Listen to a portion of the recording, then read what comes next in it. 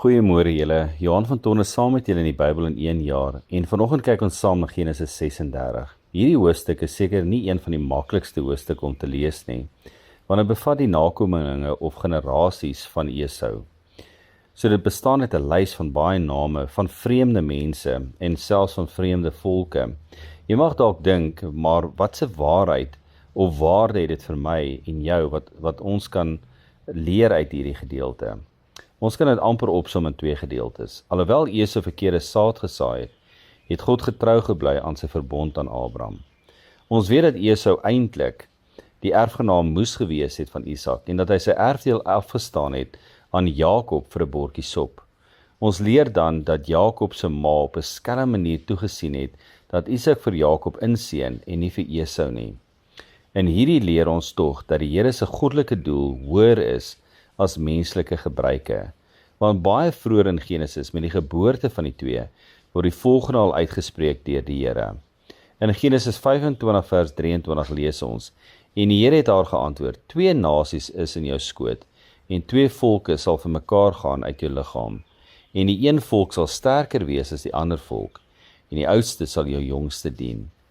Ons leer uit hierdie stuk dat klein besluite, veral in families en in ons lewe en in ons geloof, generasies kan beïnvloed.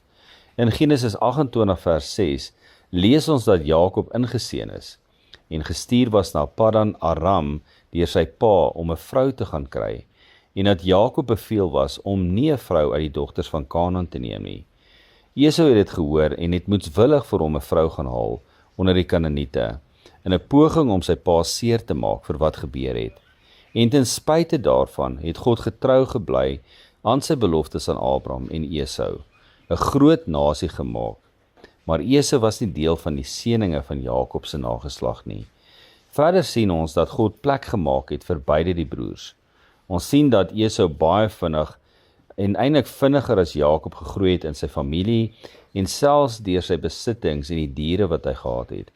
Soveel so dat daar 'n besluit gemaak was deur Esau om eerder weg te trek na 'n gebied bekend as die gebergte van Seir. En so het die Edomite ontstaan as 'n nasie.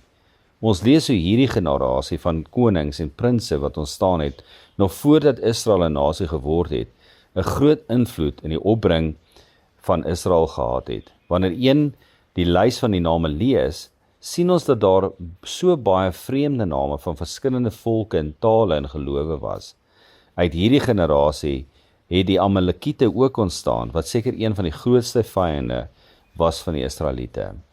Wat vir my verder uitstaan in hierdie gedeelte, is dat as God se goedheid so groot kan wees oor 'n geslag wat in rebellie ontstaan het, hoeveel te meer sal sy goedheid wees oor die wie in die een glo wat deur die geslag van Jakob gekom het, naamlik Jesus Christus.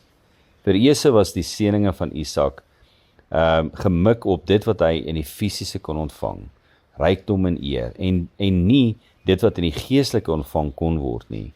Daar was 'n verbond wat God met Abraham gemaak het, dat deur een van sy seuns die verlossing van die wêreld sou kom.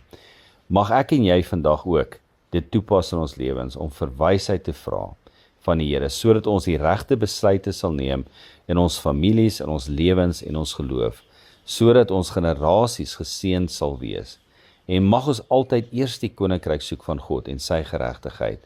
Ons leer hier dat God oor al die nasies is en dat sy offer van sy seun Jesus Christus vir almal is, en dat wanneer ons Jesus aanneem as ons persoonlike verlosser, ons deel word van 'n nuwe generasie en 'n nuwe koninkryk.